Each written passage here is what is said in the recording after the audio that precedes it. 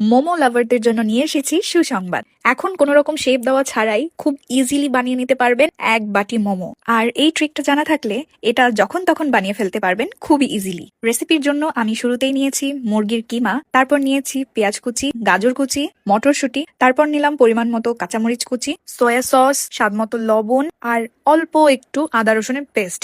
আদা রসুনের পেস্ট বেশি দেওয়া যাবে না। তারপরে দিতে হবে অবশ্যই ব্ল্যাক পেপার। এটা কিন্তু স্কিপ করা যাবে না, এটার জন্য খুব সুন্দর একটা ফ্লেভার আসে। তারপর সব শেষে দিয়ে দিব বাটার। আর এই বাটার ইউজ করলে মাংসের পুরটা খুবই জুসি থাকে। এরপর আবারও সবকিছু একসাথে মিক্স করতে হবে। আমি বারবার এই একটার পর একটা ইনগ্রেডিয়েন্ট দিতে ভুলে যাই, সরি ফর দ্যাট। তারপর রেডি করতে হবে মোমোর জন্য ডো। এখানে আমি জাস্ট ময়দা এবং পরিমাণ মতো লবণ দিয়ে একটা সফট ডো তৈরি করে নিয়েছি। যেহেতু প্রসেসটা খুবই ইজি তাই আমি এটা আর দেখাচ্ছি না। আমি আসলে রুটি বানাতে অভ্যস্ত নই, তাই এটা একটু হাত দিয়ে টেনে টেনে পাতলা এবং একটু বড় বানানোর চেষ্টা করছিলাম। আর এই যে আমি 3টা রুটি বানিয়ে নিয়েছি বাঁকাতেরা শেপের, বাট এখানে শেপ ডাজন্ট ম্যাটার, কারণ আমি প্রথমেই